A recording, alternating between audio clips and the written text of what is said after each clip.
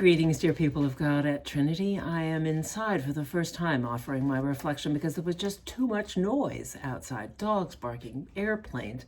I think the Christmas spirit was overwhelming.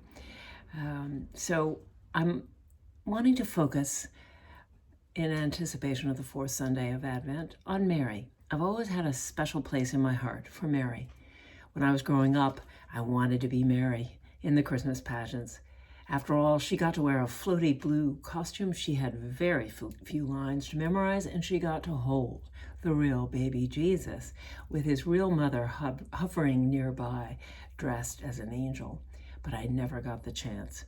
With a strong voice and a father who would practice with me, I was assigned to be the narrator, who wore a black cassock, recited that incomprehensible first chapter of John, "In the beginning was the Word," and offered a lot of stage directions like, "And suddenly there was with the angel a multitude."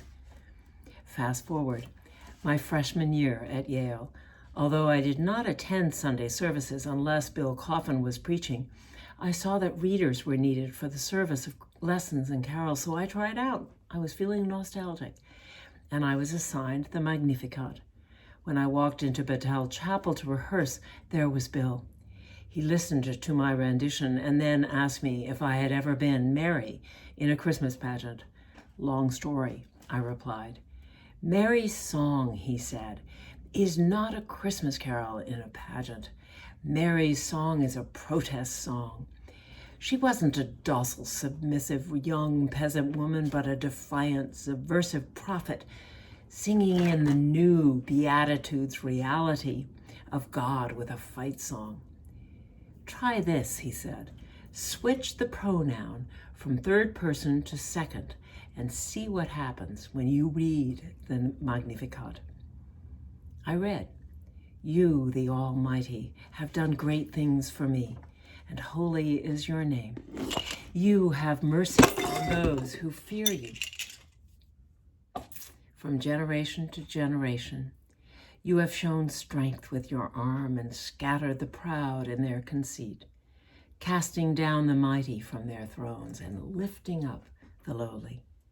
You have filled the hungry with good things and sent the rich away empty." Bill added, "There's nothing like a song about upturning the whole social order to warm the heart."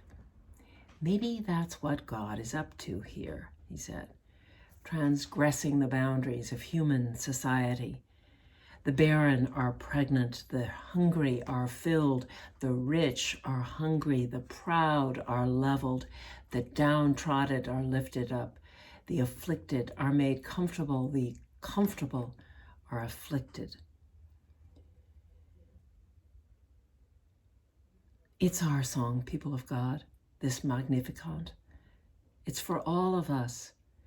Mary sings of God's dream for us. It's founded on love. At the end of that service of lessons and carols, Bill Coffin stood up at the top of the stairs and he asked everyone, "Suppose you were given the Christ child to hold." I'm serious. Close your eyes and pretend for a moment that Mary has offered up Jesus to you and asked you, "Would you hold this child for a moment?" Wouldn't that undo you to hold in your arms all of God's love for you and for the whole world? I can't think of anything that would undo me more. And that's saying a lot, said Bill Coffin. But I think that's precisely God's Christmas plan for each one of us, to undo us as we have been. You, all of you, are also blessed, favored, and full of grace as Mary. So may the God through whom nothing is impossible undo you, helping you to become Mary, saying yes despite all the reasons to say no, and carrying the gospel of love into this hurt and broken and beautiful world. Madeleine L'Engle wrote, "This is the irrational season, when love blooms bright and wild. Had Mary been filled with reason, there'd have been no room for the child. May we make room for the child. Amen.